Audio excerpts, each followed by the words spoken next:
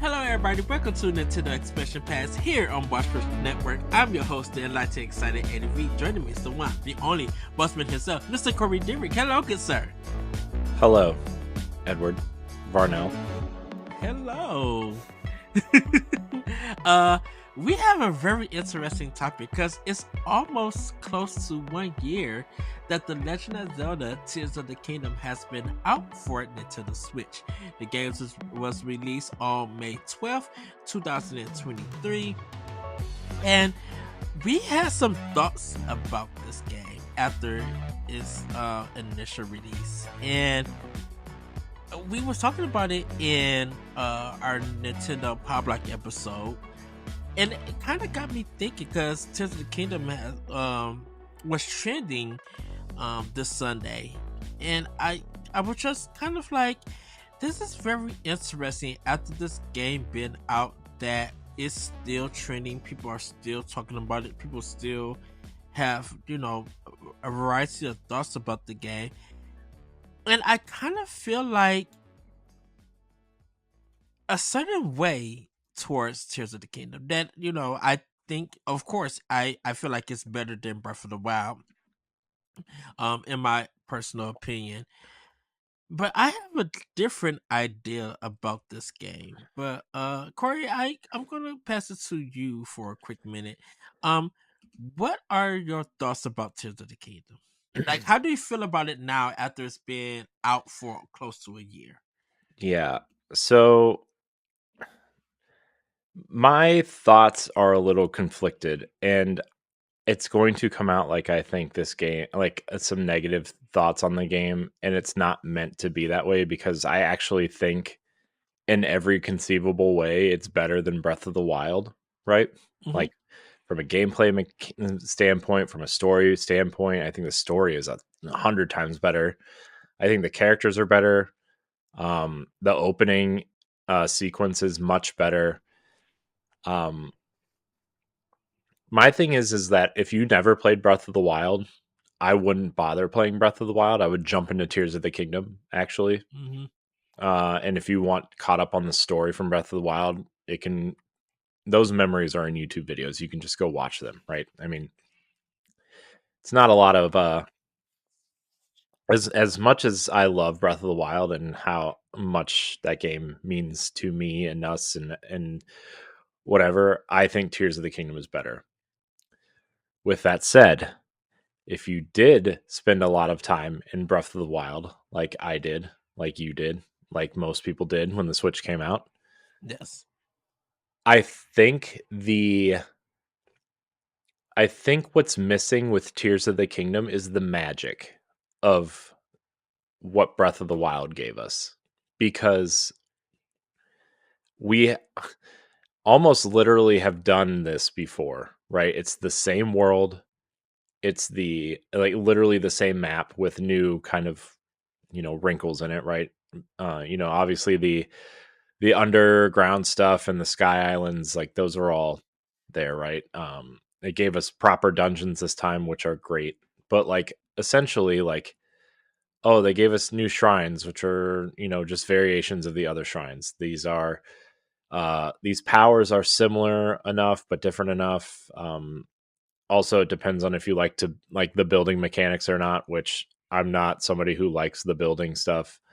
But for me, mostly it's the magic. It's the magic of playing Breath of the Wild for the first time, running out of the cave, right? Kind of exploring, trying to figure out what the game is because we knew absolutely nothing, right? Mm-hmm. And I think the magic of exploration and just figuring it out was lost in Tears of the Kingdom. You know, I think Breath of the Wild was definitely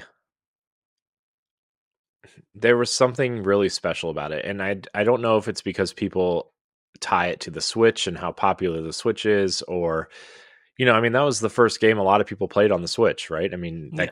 that game was literally outselling the Nintendo Switch at one point. And so yeah, I think that's what I would say is like the magic of what Breath of the Wild gave us was not present in Tears of the Kingdom.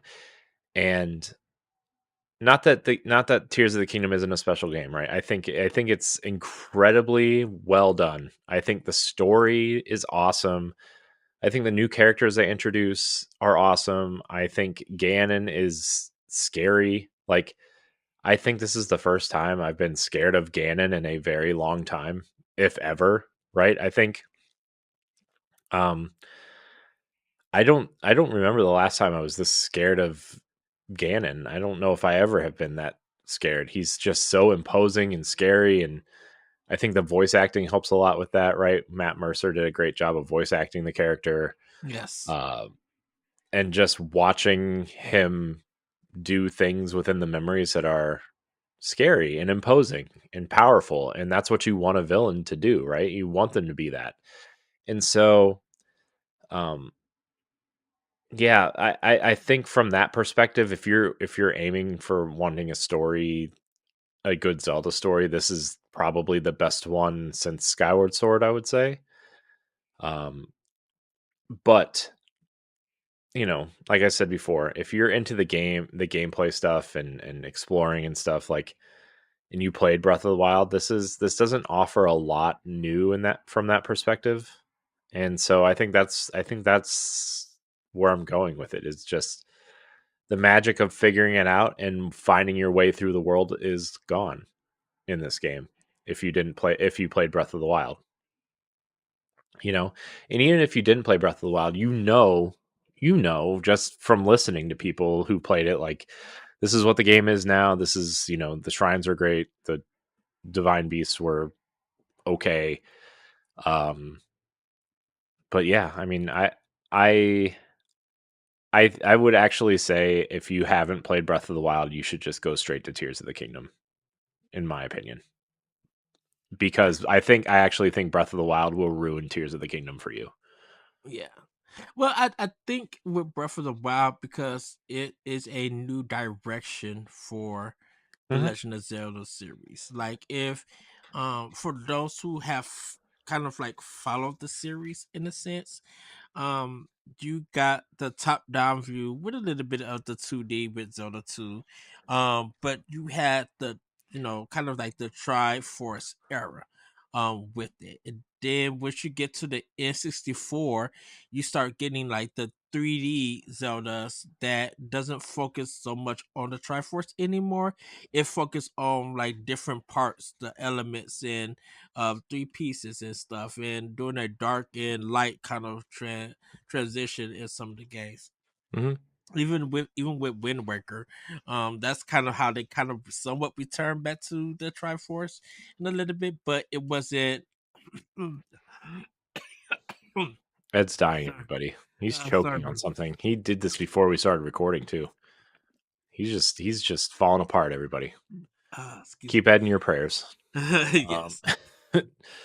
But it was a transition away from the Triforce. So now, in this universe of Zelda, I should say, you got this freedom of Link, to go anywhere and to plot your destination and how you get there and how you prepare. Like, it's truly open world. Is that you have the freedom, but you have to prepare for that journey that you're going to make, whether it's rewarding or not. And there's going to be some, distractions on your way, or some interest on your way with it in Breath of the Wild and even in Tears of the Kingdom. And my take with it, and I love that you said losing the magic. That is something that no one has really said or anything. yeah. And it stands out because of, it's that freedom of exploration, and just seeing what Nintendo could do, and Anuma and the team, what they could do if they had, just gave you that if they gave you that freedom of being able to explore the land. And if you want to progress in the game, or if you even want to get to the ending and stuff, you have that freedom to do it. Anuma and them and the team didn't hold your hand. So all of these new concepts, all this expectations and surpassing those expectations, that's where the magic was at. Don't Mhm. forget when Breath of the Wild came out, people were online to be like, "Shut up about this game and don't say nothing to me about it because I want to experience it." And if it was okay for people to talk about it, everybody experience was different. Things that you played in a one game, someone played, didn't experience it in their gameplay yet, until later. But they did something that you didn't do. It was all new, and it was just like, how is a game this big on a system of this magnitude? How how can it deliver all of this content?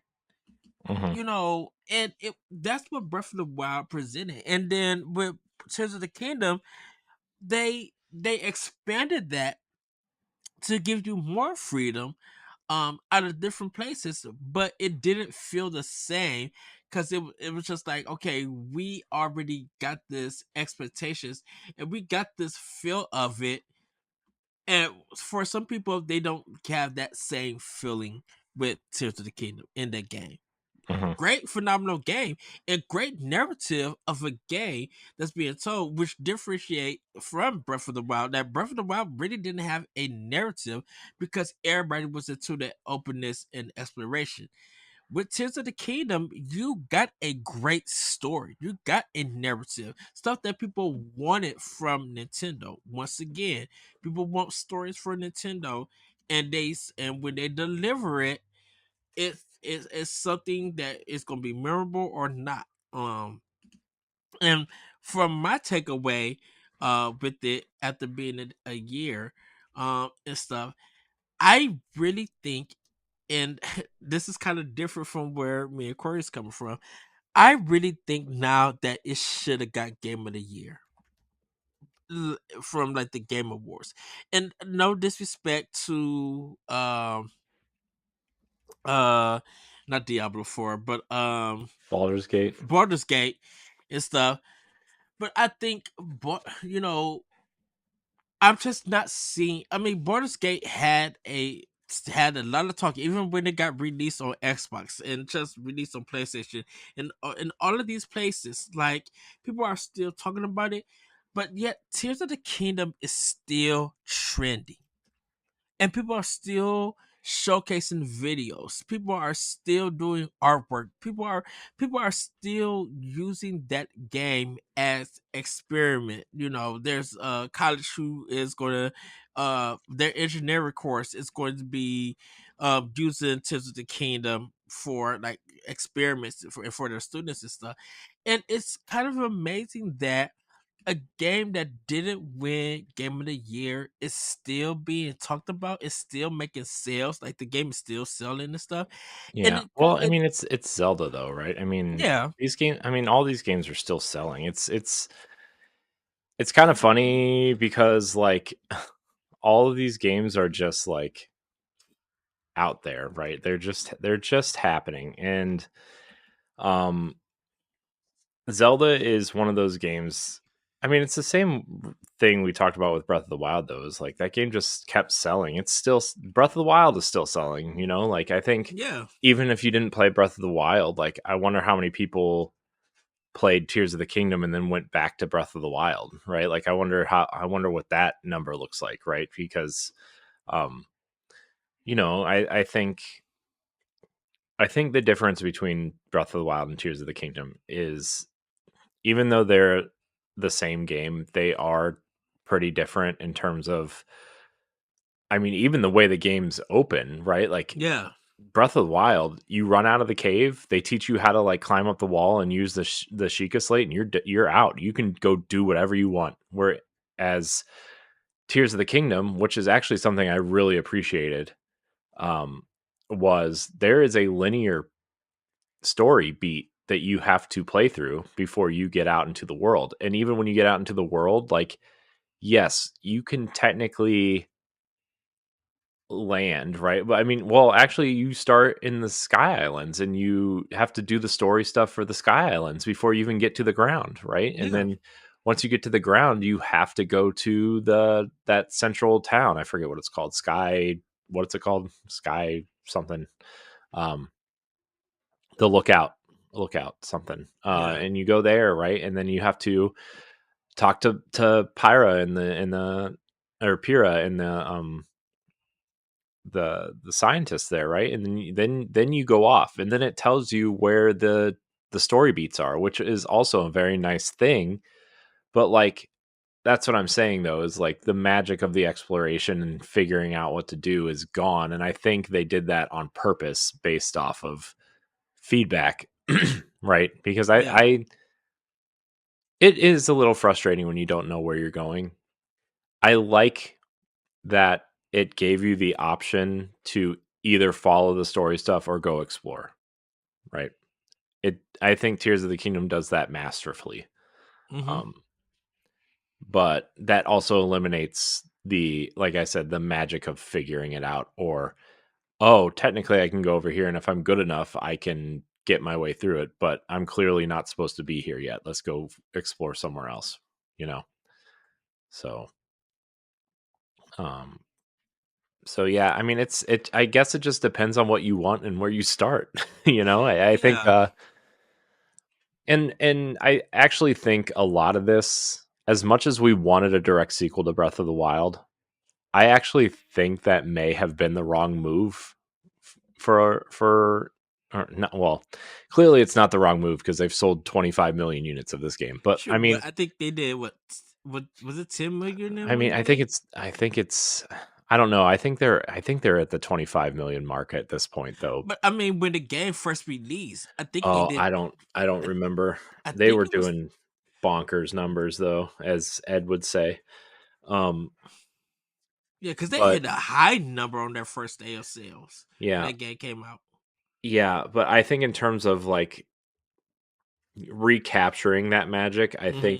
I think setting it in a new version of Hyrule or a new place, even if it is a direct sequel, like I think setting it in a new place would have been, you know, the way to go.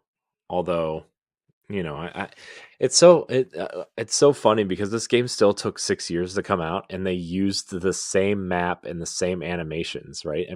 Yeah, I mean, very clearly they were using the engine to build these building mechanics, right? That was what that that's probably what that time was made for, right? And like adding to the world. But yes. um, if we would have gotten a new world, we we would be dead before the next Zelda game comes out. Like, uh, you know, so And- I think the thing too though is like I still want a third game in this world, right? yeah, I love these versions of Zelda and Link and Pyrrha and Ganon, and like I love this Zelda universe, right?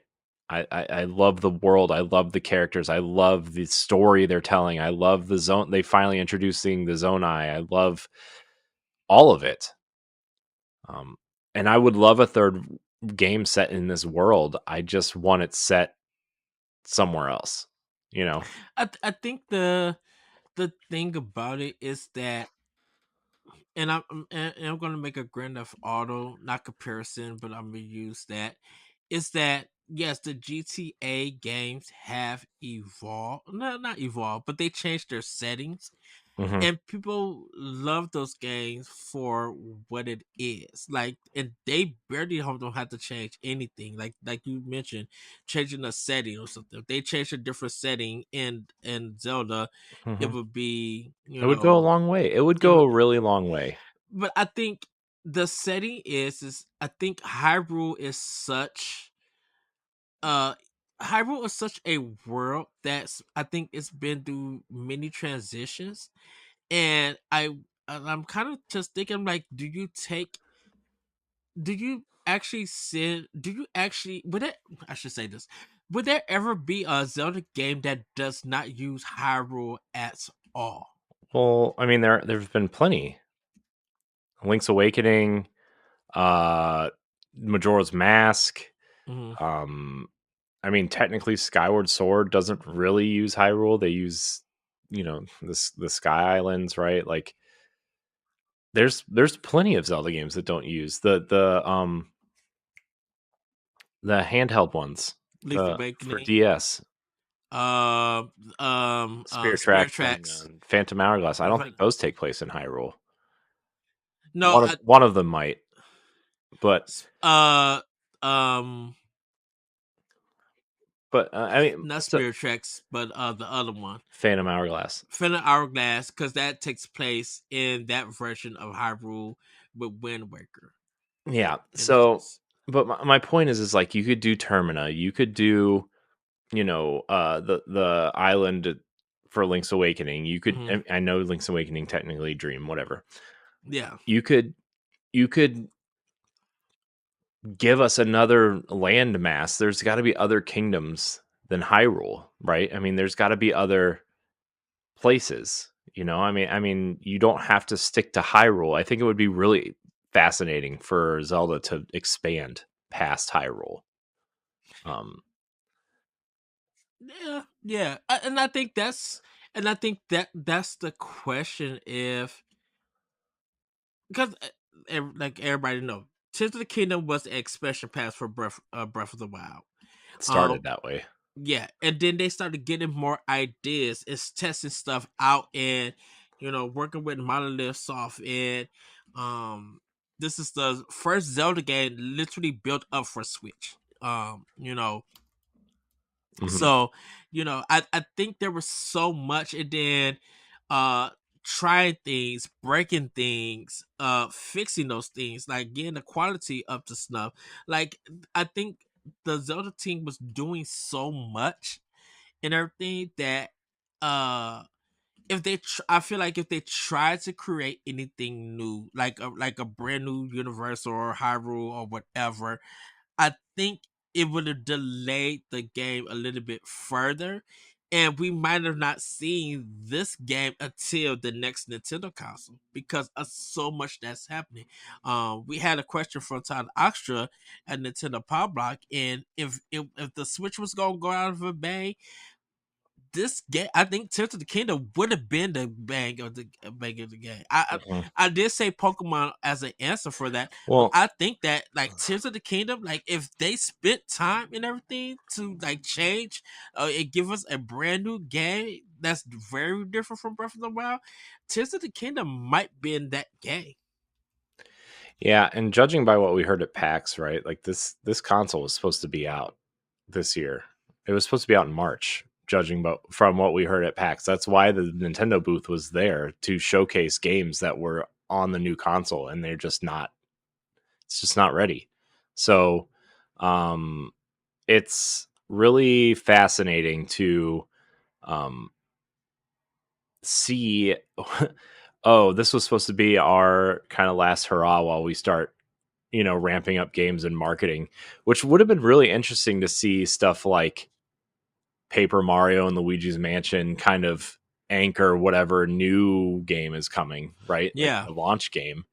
Um, which also tells me that the next console is backwards compatible because of the games that are coming out now, and if that new console's coming out, like these games were supposed to be out, right? Like,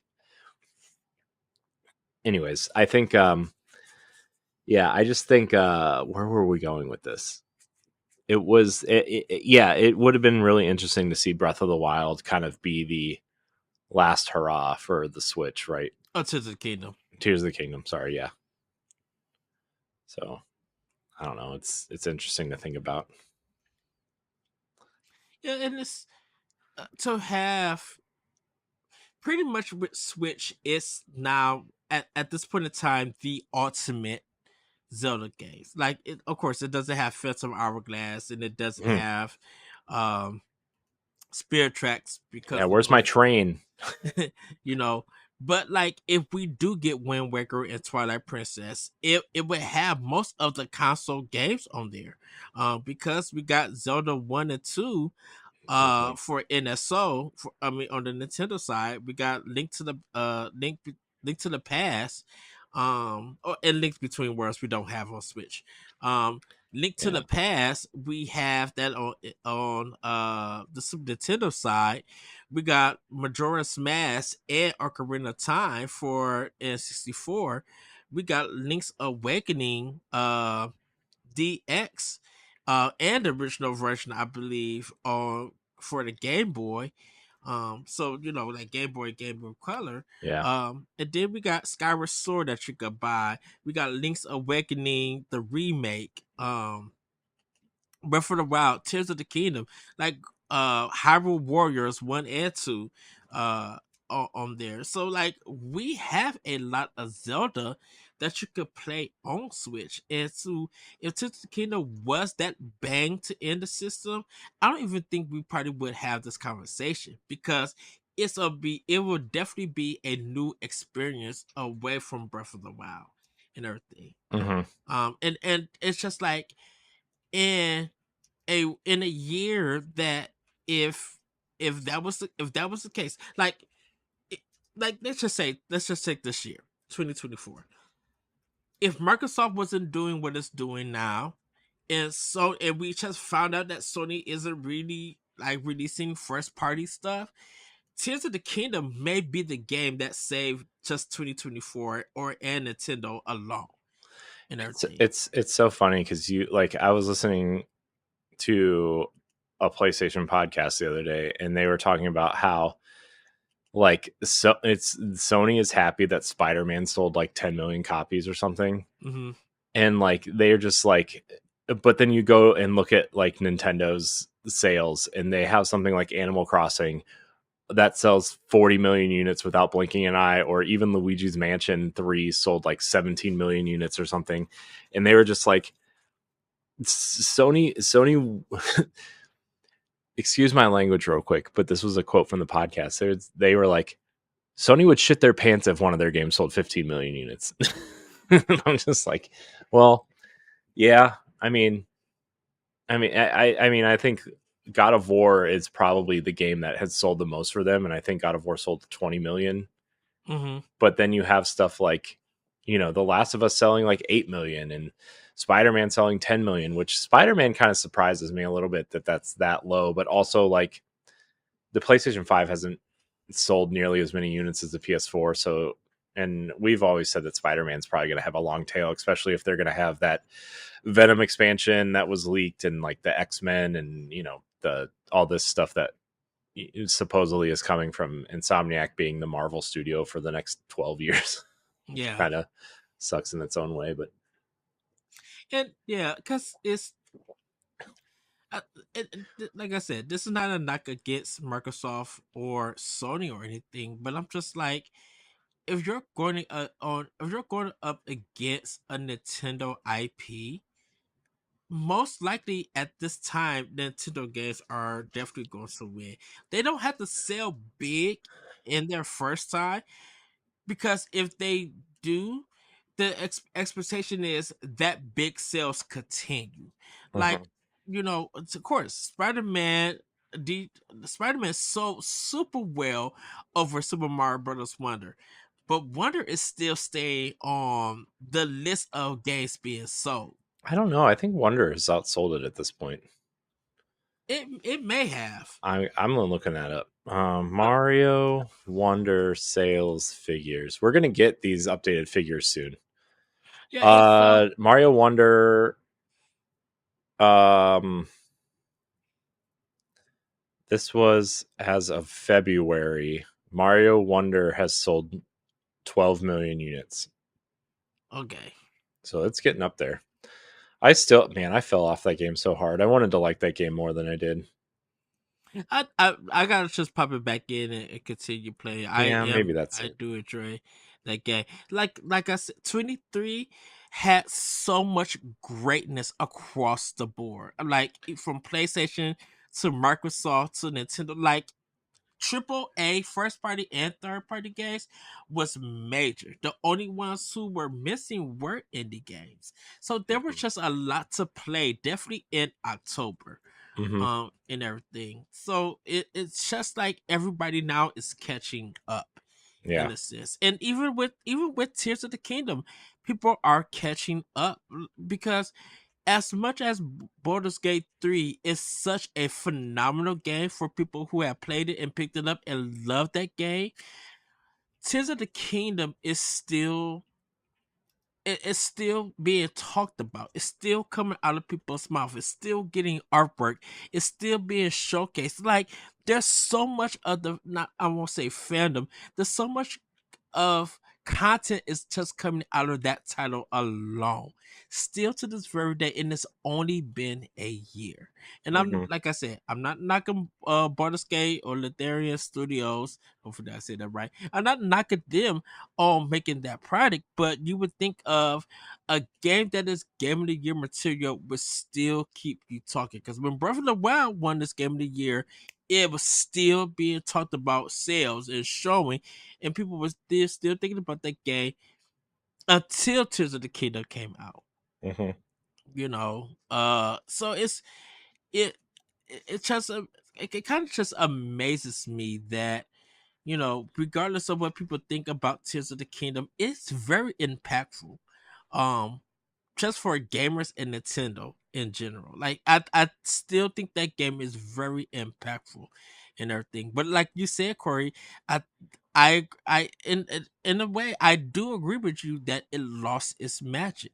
But that's because of people experiencing that idea with Breath of the Wild and how cemented Breath of the Wild is, and how good it was, how it showcased this is how you do a open world game. And like look at Metacritic.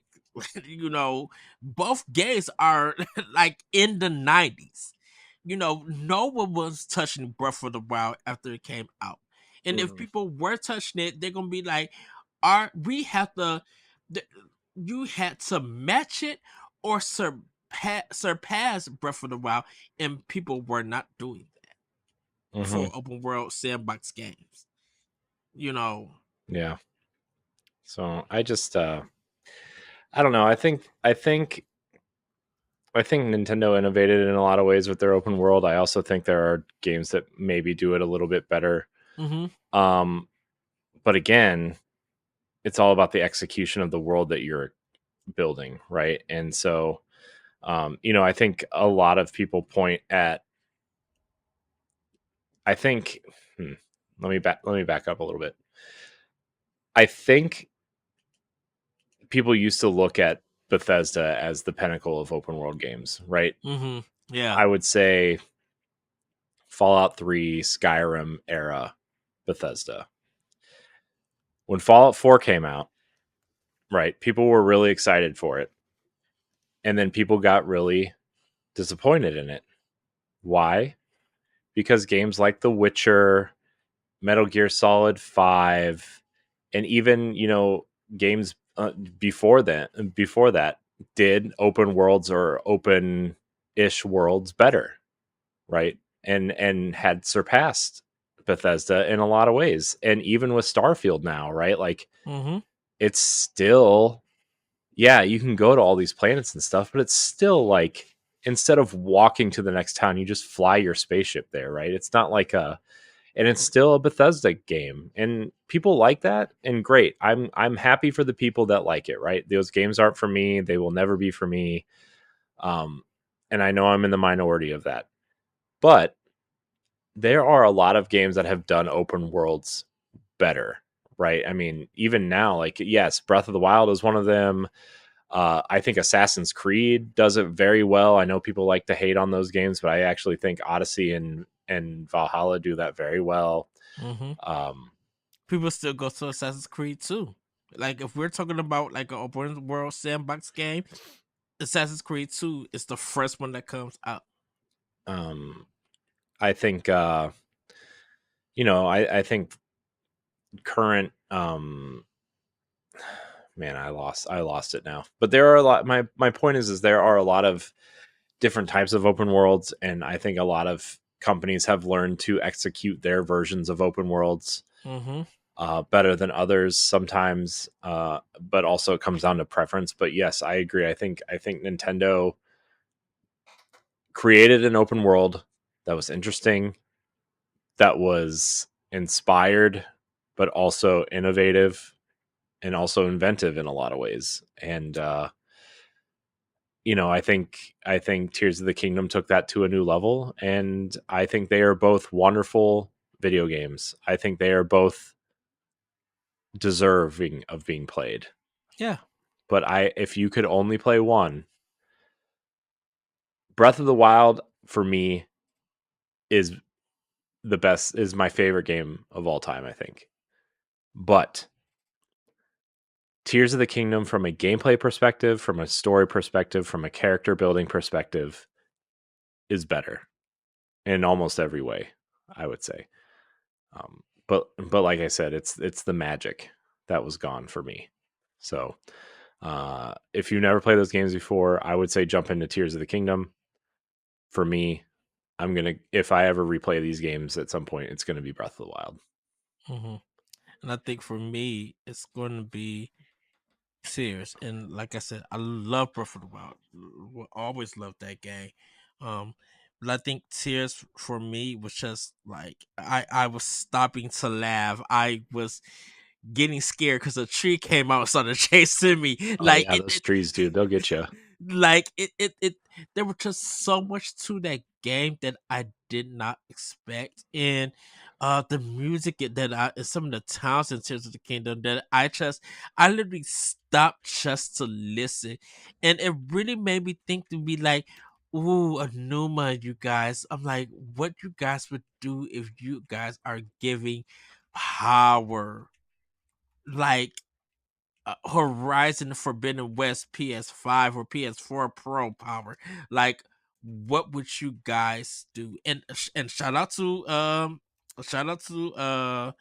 thinking I cannot not think of the developer Guerrilla Games. Shout out to Guerrilla Games for Horizon on PS5 Forbidden West. Like that game looks Oh man, gorgeous in movement. it's one of the best looking games I think I've ever seen. Period. I think that, and then what else just came out that was really, really, really, really Uh, good looking? Oh, Hellblade. yeah, And that came. I mean, it's not out yet, but it will be. yeah. I would say for me, Ghost of Tsushima on PS4 looks gorgeous too. Like just Mhm. I I haven't seen the PS5 version, but like PS4, like I like how they play around with color mhm. and everything. Like it looks Sucker Punch. Shout out to them. Uh, Yeah, I mean, Infamous was awesome. I really liked Second yes, Son. I did too. I know people Yeah. like to not like Second Son, but I really like Second Son. I also didn't really play in the other Infamous games though. Uh, So what was the There's something else. Oh, I think Final Fantasy 16 and 7 Rebirth are both incredible looking games too. yes, definitely agree with you. Yes, dude. I'm not even gonna. Video games just look good all the Dude, time now. I'm not even going to front. Gears 5, still the best Gears. That game looks gorgeous. And Series Yeah. X version, oh, dude, I was Well, just like, oh, y'all clowns. I Y'all don't I don't clown know. with that game. I don't know if you've been keeping up with the Gear 6 rumors floating around. It's trending, but I didn't click on it to read it or They're anything. saying if you think Hellblade looks amazing, wait till you see Gear 6 at the summer showcase. That's what they're That's talking the about. rumor. That's the rumor. It's going to be Hellblade levels of quality with gameplay level, or Gears gameplay level quality, running at 60 frames a second on the Xbox Series X. Oh, I wouldn't even doubt them. Oh, The way they know how to use Unreal Engine 5. If they did well, they're that helping demo build it. right, but what I'm saying is, I like if they, who did they didn't do the Matrix demo. They did. Oh, they did. Hmm. Um, They helped with it. Yes, okay. Uh, man. Give me a Matrix game in Unreal. right. I literally, of course, that team who's doing Gear 6, like The Coalition because is. their coalition. Yeah, I think because they know Unreal Engine, and some of them used to work at Epic, like they know they could get something out of that mud. And I'm just like, as long as them, my thing is, I want to see the gameplay, and definitely, of course, when they're walking, you gonna see the environments and stuff. Like it's going to be a masterpiece in art. Mm-hmm. Yeah. You know, It's gonna be something. So I'm very excited for a lot of games coming. hmm I'm very poor on time and money right now, but I'm happy. Video games make me happy, and I don't know. Recently, I've been in like this weird video game funk where I just can't be happy playing video games for some reason. But also like video games, even just watching other people play video games recently while I'm like working on stuff for just everything. Video games just make me happy and excited, and I mean, this is why we do this, right? I mean, yeah, so even if I'm not like keeping up as much as I used to with news and stuff, and kids don't life. allow me to play video games as much as I would like to, and uh you know, but anyways, enough about me. Yeah. Well, everybody, we're gonna wrap it right there. I just thought that with the year almost coming up for Tears of the Kingdom, just having that discussion, just seeing it trending on X or Twitter, whatever you guys want to call it, just seeing it still trending, it amazes me, uh, just how impactful that game is. Mm-hmm. Um, and everything. And like I think with Nintendo Switch and their first party games, I think a lot of them are just so impactful. And this is just outside of sales or anything. We're talking on Nintendo Pop Lock and about a question, the last raw, oh no, not last raw, what game will influence, will have a big influence for the next console. And Corey, you mentioned Xenoblade Chronicles, and I'm just like, yeah, I agree with that. And to see what they could do on their next console, man, that's going to be something. And that's why I just feel like with Nintendo Switch and the games that came out, this has to be one of their strongest consoles and strongest first party library. And, Mm-hmm. this is just not even thinking about the sale numbers. They're just talking about the quality of the games and the memories that people have of them. Yeah, So good times. yes. Well, with that, everybody, we'll see you next time on Nintendo Expansion Nintendo Pass. Wow. Bye, everybody. Wow.